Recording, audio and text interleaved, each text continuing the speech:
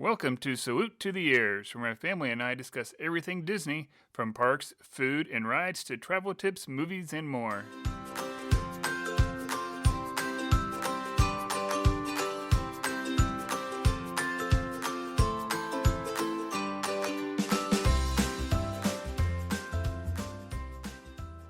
Hello, everyone. Welcome back to another episode of Salute to the Ears. I am your host, Jeremy Simon. And I'm Erica. And today is a special day for us, for one big reason.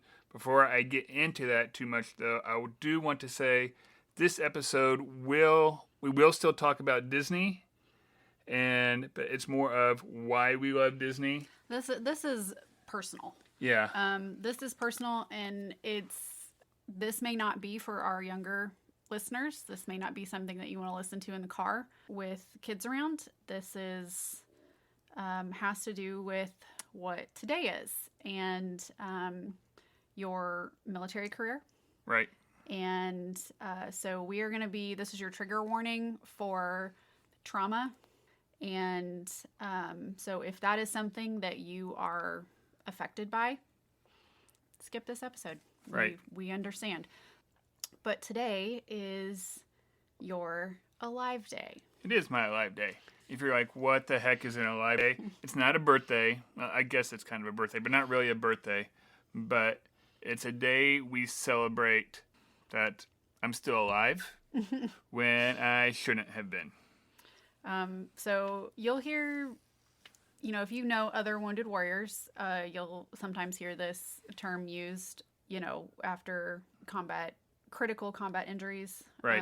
Including amputation and things like that. We're incredibly blessed that was not a part of your story, but Correct. It is a part of the Alive Day story for a lot of friends of ours. And so we want to talk about what this day is. We've shared a little bit about it. I've shared about it on Instagram and my personal blog.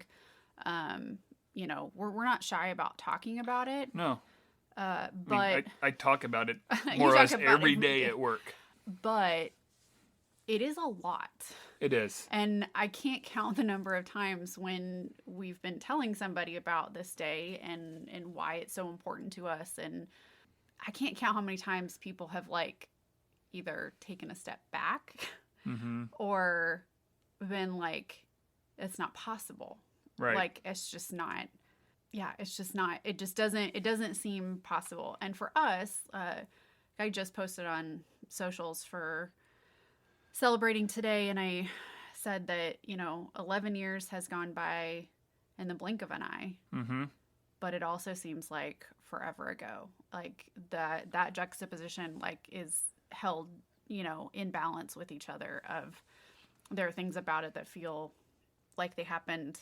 Yeah. Decades ago, not 11 years ago, and things that feel like they happened yesterday. Right.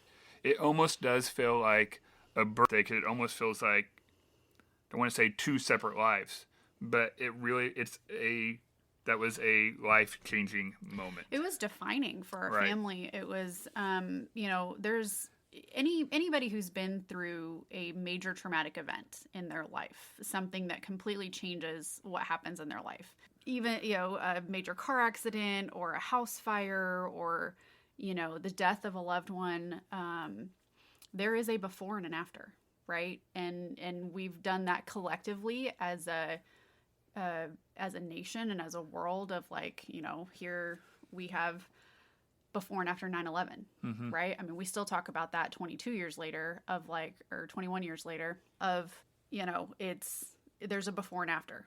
Of that, right? There's a before and after COVID.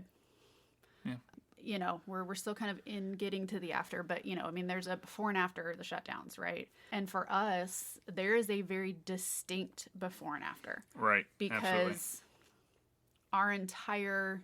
our entire life shifted. Yeah. The path that we were following suddenly veered to the right. Yeah. And said, no, you're going this way. You thought you were going to the left, but no, you're going to the right. For our Marvel fans, anybody who's watched the Loki series and the TVA and the streams of time, the timeline, consider this a different branch. Right. Like, this is just a different, like, there was one whole branch looking ahead of us, and we just, like, Yep. shot off to the right. Yeah.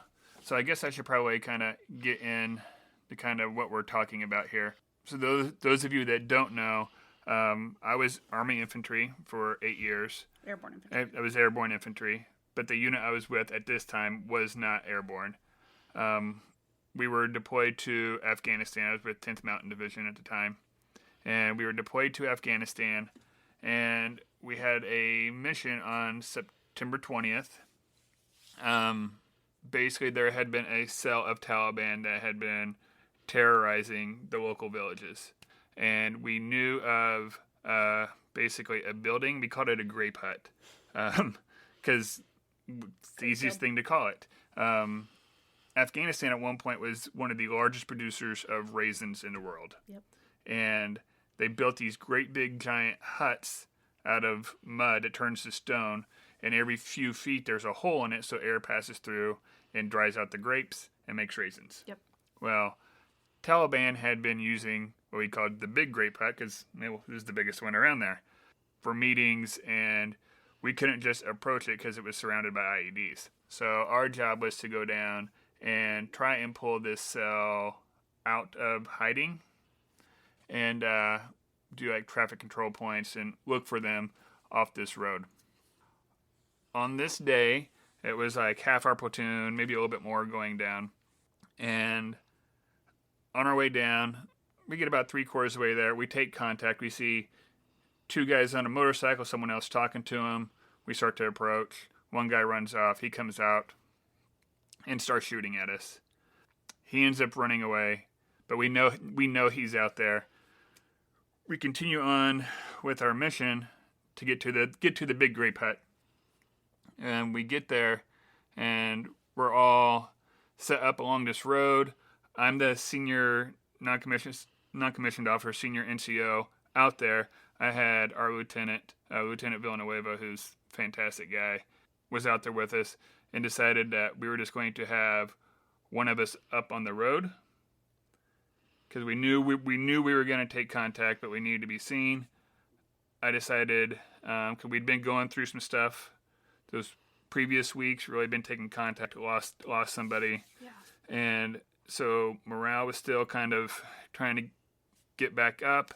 I decided to push everyone down in the ditches on both sides of the road, and I was going to be the one that was up. And after being there for a while and not taking contact, we made a decision in 5 minutes we were going to leave. At that point, something was going on with my radio. I don't remember what it was. I decided to cross to the other side of the road and tell one of my team leaders, Trahan, that we were leaving in 5 minutes. Mm-hmm. About that point, because I'm still scanning the horizon, like the tree line and area around the big grape hut, that, but anyway, I see like the ground kind of like puffs of dust coming up, and then I hear the gunshots. And next thing I know, I'm like staring at the sky and in lots of pain. Still barking orders. At this point, first order was I was yelling for a medic because it hurt. This was not actually the first time I'd been shot.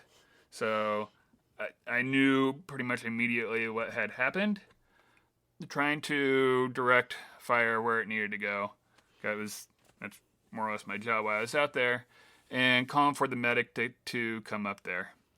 At this point, some of my guys turn around, start working on me, start looking to see where I'm bleeding from. The medic comes running up there. Under fire. These guys are moving under fire, still sitting up on the road. My lieutenant, who is not a small man by any means, guy's like 6'10" and 300 pounds, is over there standing. I don't know that he was quite that. He wasn't quite 300 pounds then, but I'm splitting the difference. Okay. But at 6'10", you're a big guy. Yeah. You're a big target. You're a giant. Right. He comes over and he starts working on me as well. I do believe at this point is when they took my weapon from me.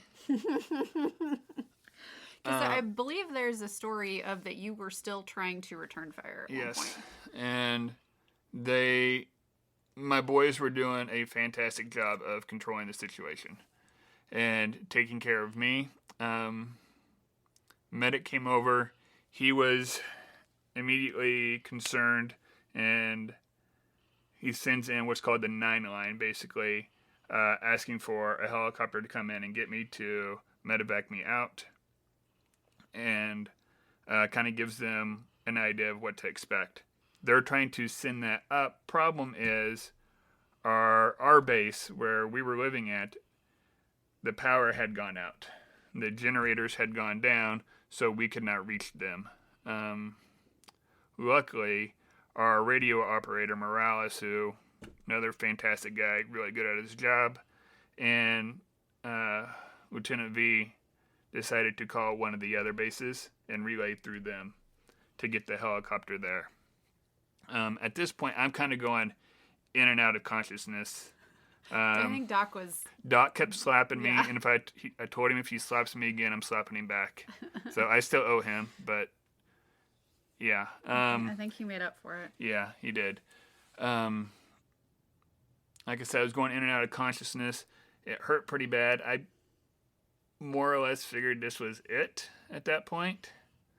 The pain was kind of starting to go away a little bit, and there was a whole lot of peace. Although I pulled out the cheesy movie line telling my team leader, hey, you better tell my wife and kids I love them. Yeah. And he was not happy. He says, I'm not doing that. And I said, did, yeah, though. you are. Yeah, you are. He did. But helicopter came in, and there was a pararescueman. So if you don't know what a pararescueman is, these are no other word, badass paramedics in the Air Force who will come in basically in extreme situations. They are a trauma team in and of themselves. Right. The schooling that they got to go through is also going through cities that deal with a lot of like gunshot wounds and trauma and that kind of stuff. They come in, and I have a pilot who comes in because the scene is still hot, and not all pilots would do that, but he still came in and landed on this road. Mm-hmm. And I very distinctly remember when I'm on the stretcher, going onto the helicopter, and the bullets hitting the helicopter, and the pararescueman going, "We got to get out of here," and then going through questions like, "I didn't know I'd been shot in the arm." He asked me, like, "Did you know you've been shot in the arm?" I had zero clue I'd been shot in the arm. So at this point, you made it to the helicopter, Right? And that was about it.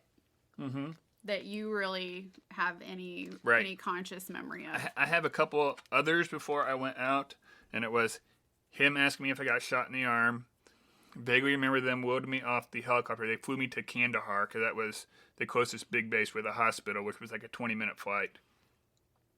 And being in the operating room and them working on me and sticking the oxygen mask on me and feeling like I couldn't breathe with it on and trying to take it off and then telling the doc, hey, you got to do something. This is really starting to hurt. That was it. So from here is where I pick up the story, because from that point on, you have 10 days that you have no memory of. Right. And I have 10 days that I will never forget. Right. And so we had tiny kids at the time. Jackson had just started kindergarten. Yep. And Brooklyn was 2.5, going on 3. And we had been in the end of August, very beginning of September was really hard. Right. Brooklyn was not handling you being gone well. Uh-uh. Jackson had enough with being just a little bit older and having friends and having more stuff to do and being involved in, was handling things better than she was. She just didn't have the words or the language or the, to say. No. She had a lot of feistiness. Oh, she had all the sass. We used to call her Hurricane Brooklyn because she was a force to be reckoned with. But I was drowning. And we had finally hit this point of about, 10 days or so where I was like, all right, 2 weeks, like where I was like, okay, things are really turning around. Like school had started, like we were getting into a routine and a groove of things. And I felt like things were going really well. And I noticed when I was getting ready to leave the house to take Jackson to the bus stop that I had a missed phone call. And it was a Fort Drum number. We were at Fort Drum in New York. And I completely missed the call. And I was like, I bet it's something about Bible study that I had that day. The PWOC chapter on post, our Protestant Women of the Chapel Bible study, was beginning that day. So I brushed it off as like, well, as soon as I get him on the bus, I'm putting Brooklyn shoes on and we're going. So it's fine. And coming home from the bus, I got another phone call from the same number and said an immediate prayer because something in me knew. I knew that that was not Bible study related. And it was the rear detachment commander with informing me of your injuries. And at that point, really the only thing they could tell me was that you'd been shot, that you had lost your right kidney. Right. And that you were out of surgery, currently stable, but critical.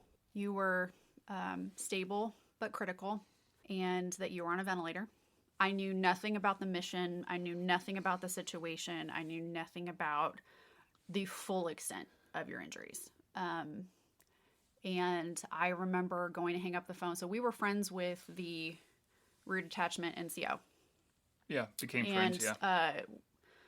I knew him, and I basically said, tell him that if there's any more information, that I will be on Post Chapel for all morning, and you guys know that there's no service in that building. Yeah. And so if you need me and you can't get a hold of me, that's where you're going to find me. Because I knew that that's where I needed to go. And I broke down, took Brooklyn to our neighbor's house and said, here's what's going on. I need to call family. I had asked the rear detachment commander to call your mom. Because you said this earlier, but like, people don't understand, like, this isn't the first time that I've had an injury phone call. However, it's the first time that injury phone call did not come from you. Right.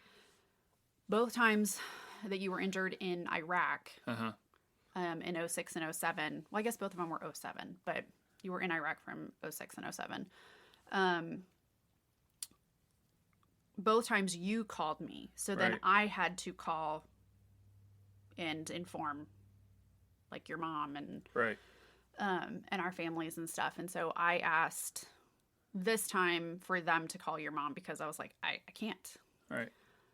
So I called my sister because my parents were both at work. And so I called my sister and told her what was happening and said, I need you to tell mom and dad I have to go. All of my people, my entire support system, my friends, and we called each other the deploymates because we were all going through this deployment at the same time. And we're really close, and all Christian women who were just trying to raise small people with the best we could while you guys were gone. And that's where all of them were. All of them were at PWOC. And so I said, that's where I'm going. So I got Brooklyn, finished getting her ready, like got her from the neighbors, finished getting her ready, took her to PWOC. And I walked in and saw my best friend, Jessica. And she knew the second she looked at me that something was very, very wrong. And she said, what happened? And I told her, he's been shot. It's really, really bad. And she just hugged me. And I tell people that I'm like, there's a difference. Like when somebody hugs you and they like mean it. And when somebody just like hugs you, if I had passed out, I would not have hit the floor. Like I literally was like held. And like, I'll never forget that. It's one of those moments in my memory where I'm like, you can almost see it from an outside perspective. Sometimes you have memories like that where it's like, you feel like if somebody had videotaped, like this is like movie stuff, right? I mean, like it just was that kind of moment. I ended up getting some more information later that day. There is actually at least was at this time, a whole team of people who were like liaisons of relaying that information from the medical team to me, because you were still in Kandahar at this point. Right. And stuck in Kandahar. They had had some storms. They'd had some mechanical failures with one of the planes. And so they were unable to get you out of Kandahar into Germany, which is where they wanted to send you. And basically, the surgeon had done, this intense trauma surgery. Right.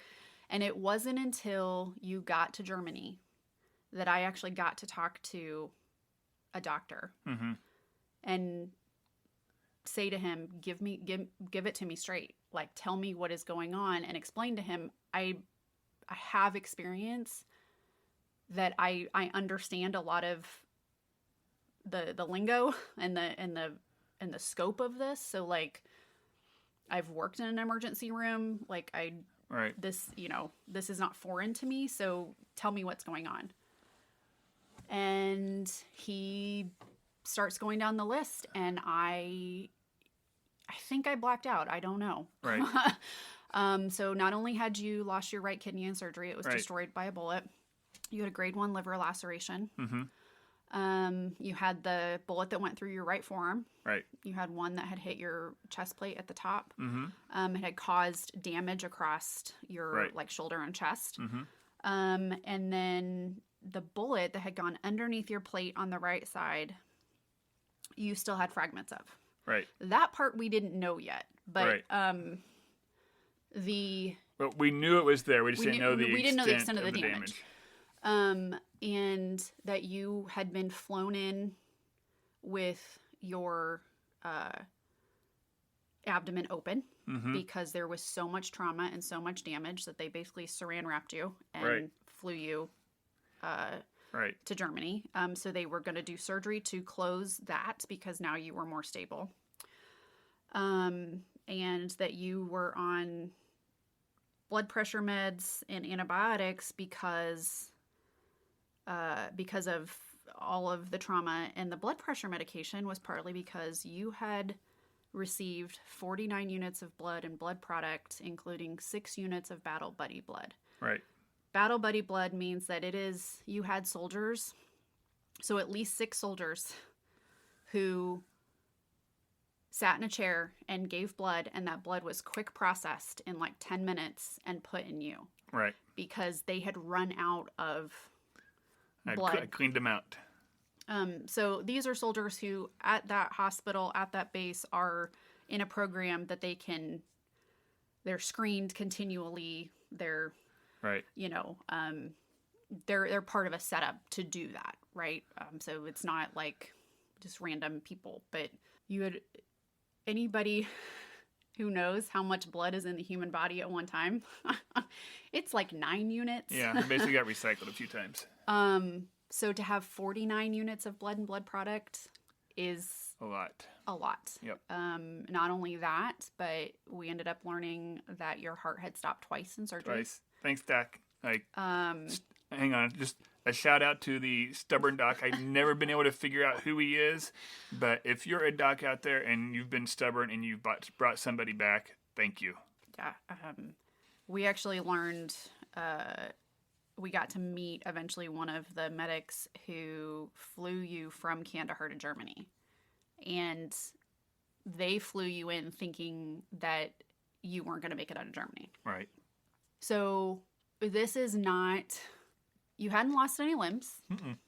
You didn't have any broken bones. No, somehow. Other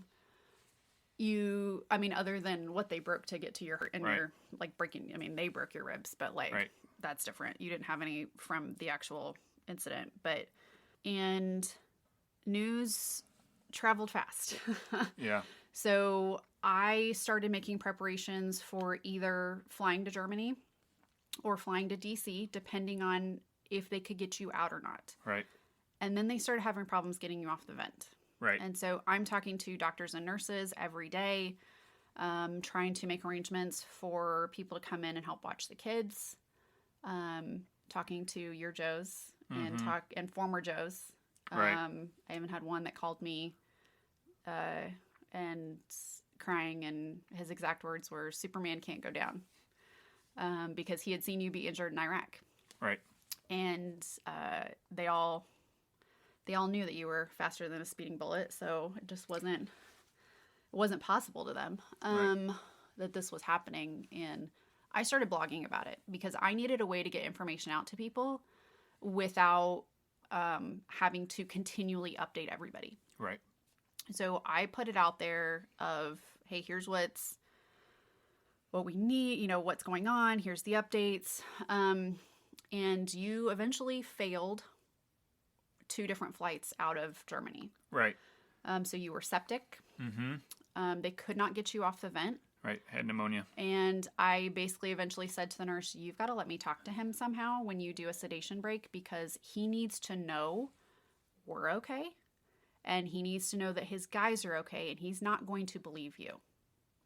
Like, I know him.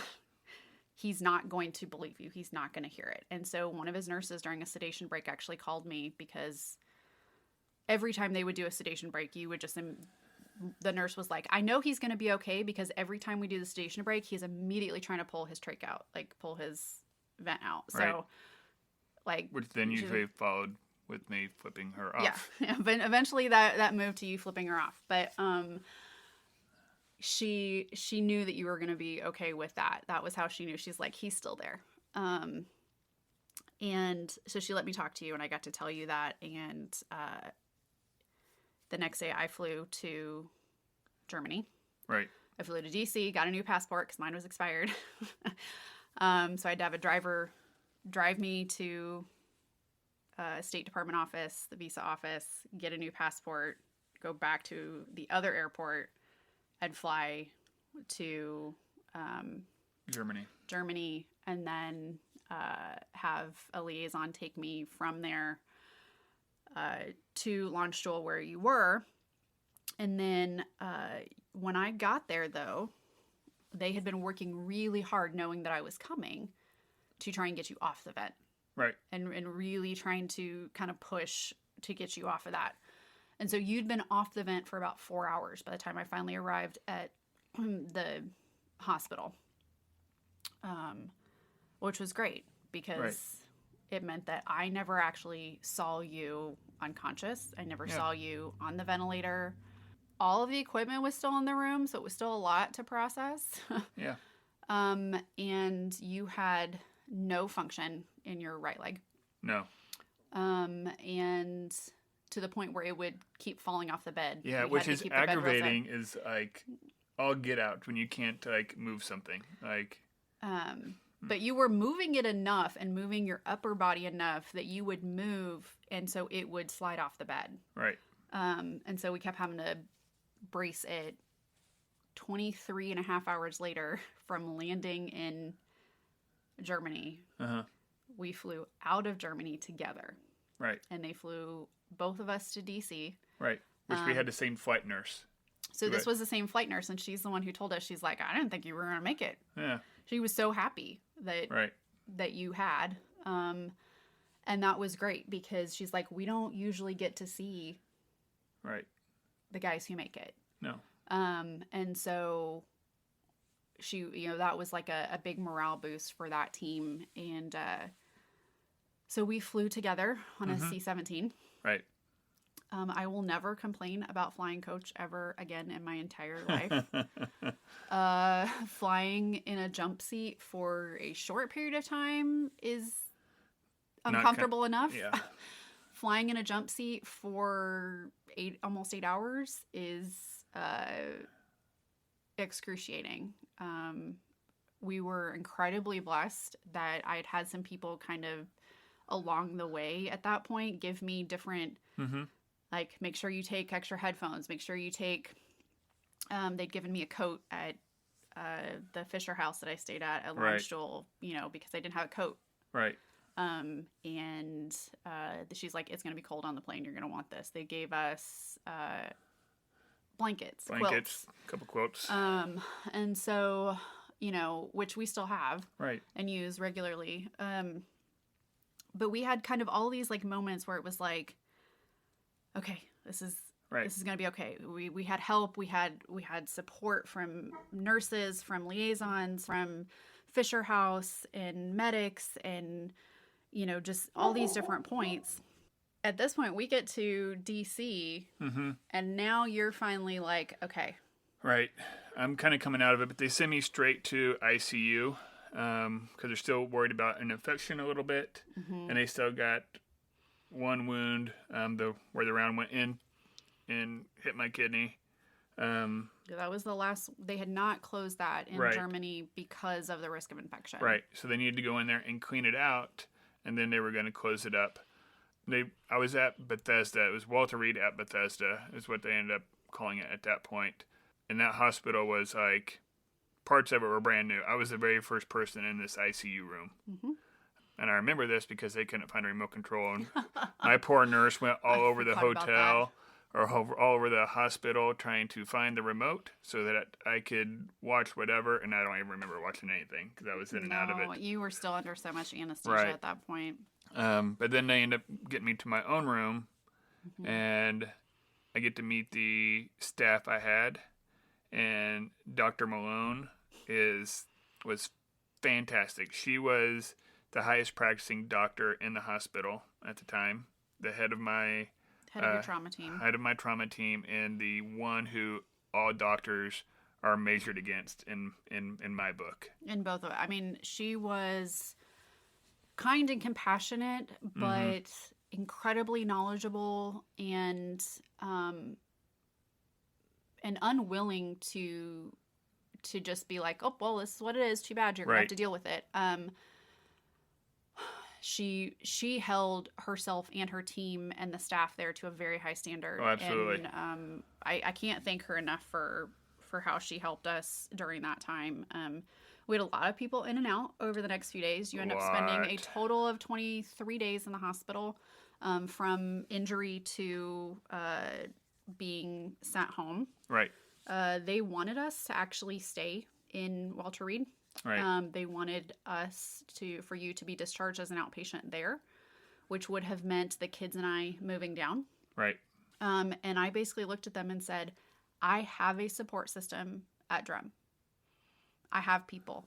I have a support system. If you're telling me that the main thing that's going to happen from this point out as far as recovery is not surgical, is not trauma, is not like intense, and it's physical therapy, we can do that at home.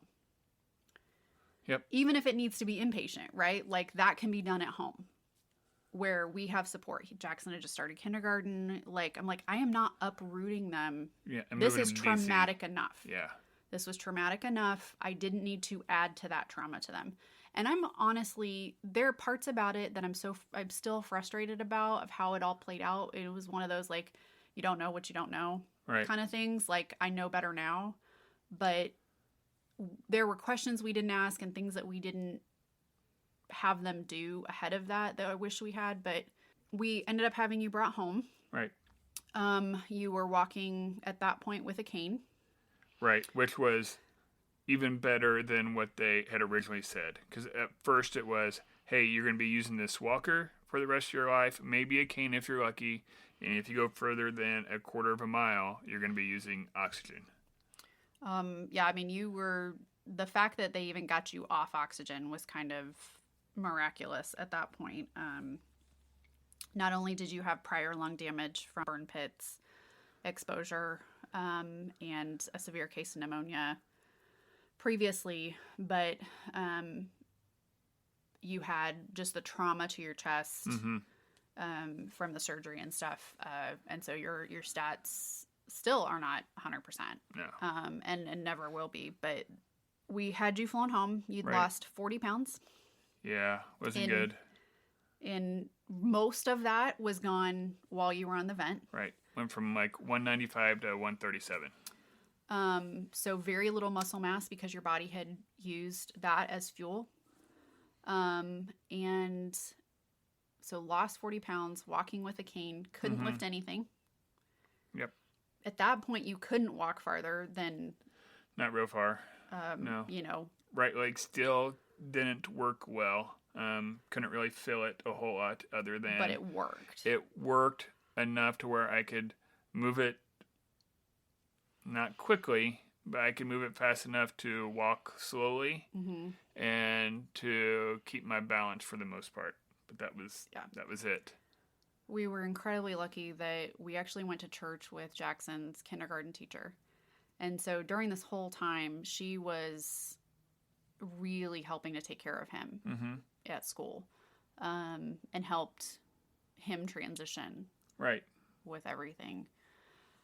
Brooklyn was a little harder because she really didn't understand why you weren't the same daddy who just played and, you know, would pick her up and love on her, and why she couldn't climb all over you. And Right. but we started seeing all kinds of doctors there. Right. We and did. started your recovery. Yeah. End up leading to about 10 months of physical therapy. Intense Intense, physical therapy. like 4 days a week. Sometimes it'd be 2 to 4 hours a day, and usually still had stuff to do at home. Going from, like I said, when we got there, walking slowly with a cane and doing minimal, like, leg exercises, and really couldn't move that right leg well, too. By the time we got done, we were able to run football drills. I was running, which they said would never, ever, ever happen again. They told me I would never pick up the kids, which that just pissed me off. And I came home and picked up the kids, which may have been their plan. I don't know. Reverse psychology on you. But the actual physical therapist I had was fantastic. Now, they're seeing a lot of people, so the one-on-one time was not, you don't get like specific one-on-one time a lot. But when I did, he was fantastic and really almost felt like, especially now working in physical therapy, almost came like a project for him of like, I think so. Let's see how far we can push this, because they could have probably discharged me way before they did, but he kept me going, and we're out there running football drills and goofing off and having fun in the gym. I think at that point, too, there was we knew that you'd already put in your retirement packet. We already knew you were going to be medically discharged. Right. Because of missing your right kidney, you could not stay in. Right. Even with, like, we could have fought for you to stay in with a desk job. Right. But I've been non-promotable and non-deployable, which is just would have been that would have been awful. So miserable for you that we were like, that's not an option. Right. And so we knew your packet was dropping. We knew that was happening. You were going to retire, like all of those things.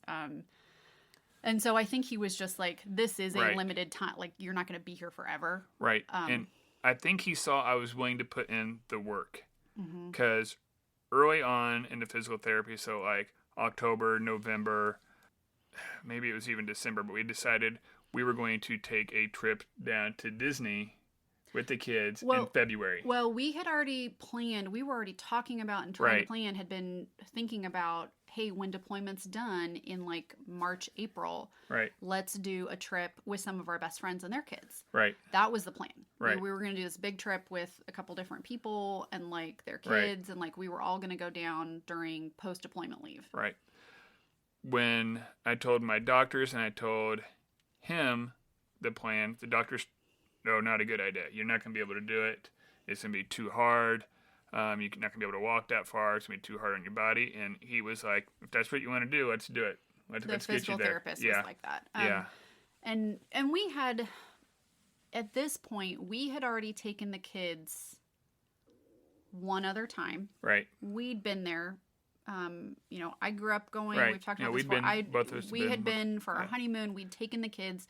We understood that, like, if you ended up needing a wheelchair or if you needed a scooter, or something, it was available, and we could utilize that in going. So, because your packet was going to be dropping, because they were going to be starting this process of going through the medical retirement process with you, we had to change our plans very quickly. And in about less than 3 weeks, I think we planned the trip down to Disney. Right. And so we were going over a winter break time during February with the kids. Jackson was very upset with us that we surprised him with the trip early because he still thought we were going in April. Right. And he was going to miss his 100th day, and he was going to miss the Valentine's Day party. And so for a kindergarten kid, that's a big deal. And so I brought Valentine's Day stuff with us so that they could still kind of participate in that. Right. But we ended up taking the kids in February, And not only did you not use a cane, Right. not use a scooter, No. not use a wheelchair, but we had like 5 days in Disney with a 5.5-year-old and a 3-year-old Right. with no major issues No. and had incredible memories. Right. When you guys have heard me talk before about having, I stand in front of the castle and I'm watching the show and I cry every time, right? Right. This was the first time that I cried. Right. Brooklyn was definitely in her princess phase at this point. So I think she had a dress for basically every day. But she would wear her Rapunzel dress a lot and her Belle dress a lot. And then she ended up finally getting a Merida dress, and she would wear those three a lot. She wore the Belle one down there a bunch. But the thing is that essentially because, from September 20th to going on that trip in February had really been about structural recovery, right? I mean, it had been about like, we're just trying to get you back to some sort of normal. Right. That trip forward was the change in the emotional recovery. Right. Because at that point, we were still just trying to like up until then, it was like, you're in trauma mode still, right? You're still in like, we have to do this. This is what it has to be. And like mentally, we were both still in like, just, okay, what's the next step? Right. Okay, what's the next thing? Like, and not really dealing with the emotions of it. Right. You'd also been really sick over a couple months during that time. And we still don't have a definite answer of what happened during that. But like, it was hard. It was really, really hard during that season. And so we were coming out of and starting to step into the like, now we have to do the emotional work. Right. And taking that trip and having that memory and that time together as a family kicked that off. Right. And I think for me, that trip is when I really started looking at going to Disney and making memories completely different than I had before. I think that was a trip where I really started to notice, like, you notice, like, things going on before, but I really started to notice, like, the magic moments throughout the park. Like, little things cast members were doing for people, or different things that people were getting to do, and, like, fun, like, seeing the excitement in adults and kids, and it really changed. Well, I think both of us just had such a different viewpoint now of what it meant to get to do that. Right. Like what a gift it was. And still get to do that. Right. If you have been through a life-changing trauma like this where there is a before and an after and there is a loss, right? I mean, we had to grieve a lot of loss in this. Right. And not just because you left your kidney in Afghanistan, but you got two.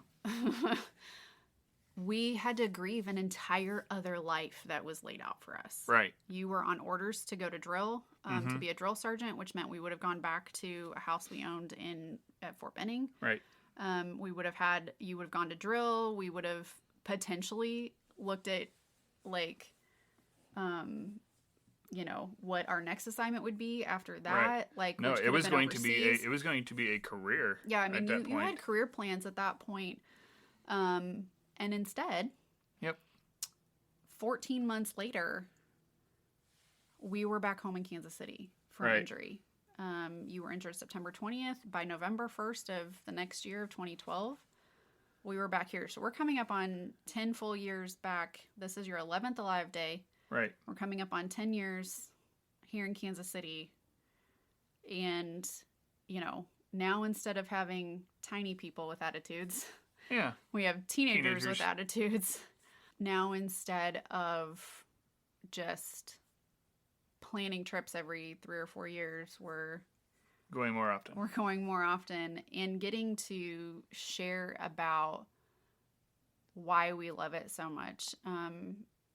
This came out of in the pandemic. I think the pandemic brought up the initial shutdowns for our whole family, brought up a lot of some of the same trauma feelings for us, of like not consciously, but just like it was a big shift. Right. It was a big life change. And the last time that happened to us. Right. I think it brought up the idea of, are we continuing to live life to the fullest? Are we like searching for our joy? Like, or is this life, are we just getting through life and going from moment to moment? Right. It brought up a lot of perspective pieces for us as far as like how we view the structure of our lives and what we want to do, right? Like not just what we have to do, because there are always those things you have to do, but the things that we want to do and we want to experience and we want our kids to experience. And that was part of where your whole, we end every episode with go out and find your joy and have a magical week. Right. And you started that, it wasn't like a planned out, thought out, like it's not a marketing thing, guys. No. It's like no. It's something, it's very personal. I guess I wasn't using those exact words, but I tell my patients, I'm a physical therapy assistant at a VA. I tell my patients that all the time, like go out and find what makes you happy. Find your joy. Yeah. Don't let other people dictate what your happiness or what your joy is. As long as it's not illegal or unethical, immoral, or hurting somebody, I don't care what it is, and nobody has that right to tell you you can't like this. Yeah. Like me being a Disney fan and a Disney Parks fan, and also being infantry, and like it doesn't necessarily fit together. Mm-mm. But I don't care. Like I don't care. It does. It makes us happy. And so that is not a gimmick. That comes out of, we have experienced loss and grief and sadness and trauma and major, major life change that we carry. Right. This isn't anybody who's dealt with trauma knows the brain and the body remember. And we've done a lot of work with doctors and counselors and, all kinds of stuff to work through, different aspects of this, and a lot of work together, right, to make sure that we're both functioning well, in it and realizing the hard places. But the thing that has kept us moving forward with it, right, is Walt Disney, keep moving forward, right?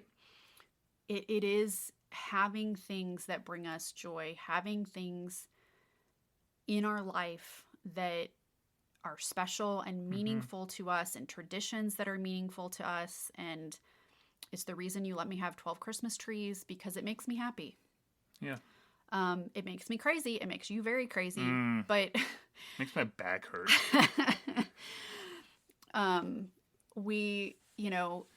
It brings me joy. And so I do it every year because it's special to us that you've never missed a Christmas.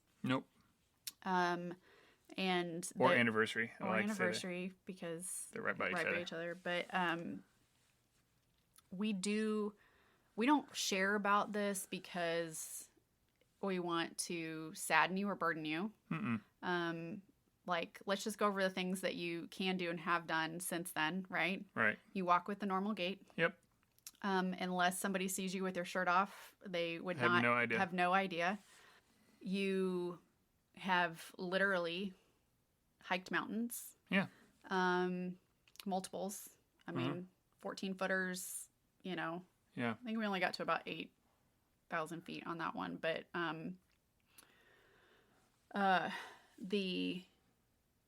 you've climbed mountains. You still ride roller coasters. Absolutely. You help other veterans overcome both their physical stuff and sometimes are you speak my language. I need to just be able to say this to somebody who speaks my language. Yep. I'm that guy. You're that guy. You've coached our kids baseball and soccer teams. Yeah, not soccer. Not soccer, but baseball. You've You've assisted. Yeah. You've gotten to stand with us in grief, in losing family and friends. Right.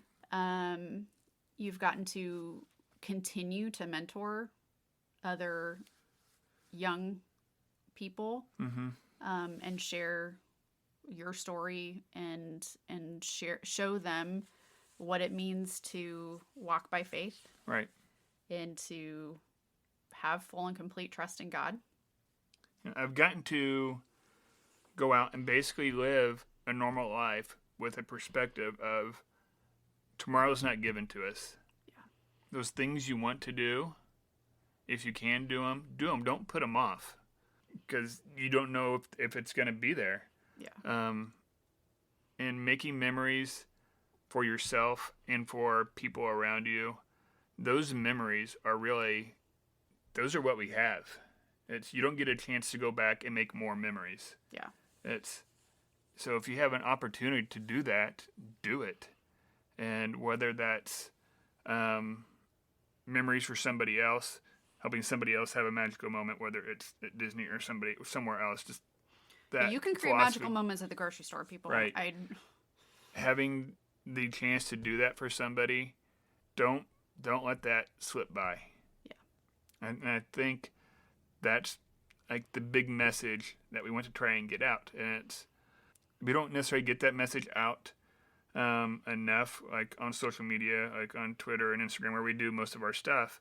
But we try, and I'm trying to do it more. The one thing I'm going to ask and beg of all of you is to go out and find your joy. That is something that is very important to, I think, all of us, but yeah, it's not, when we say it, it's not just a gimmick. It's not a marketing technique. It's not we mean it. Right. We do want you to go out and find your joy. We do want you to have a magical week. Like, we do hope that you get to experience love and hope, and if you need somebody to reach out to, if there's hard stuff going on, reach out. Right.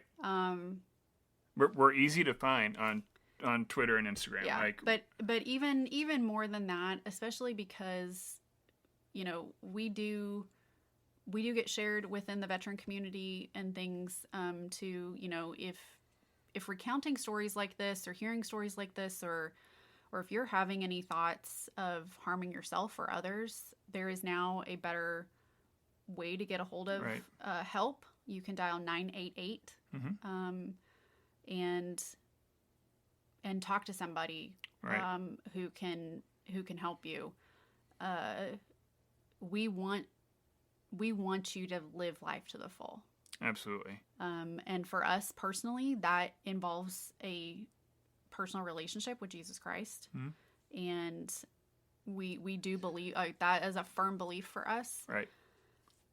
But on top of that, included in that, as part of that, it is just living a life in community with other people who know you and love you, and we hope that you find that. Right. And have that. Right. So I think that's a good place to go ahead and say this. Go out and find your joy. And have a magical week.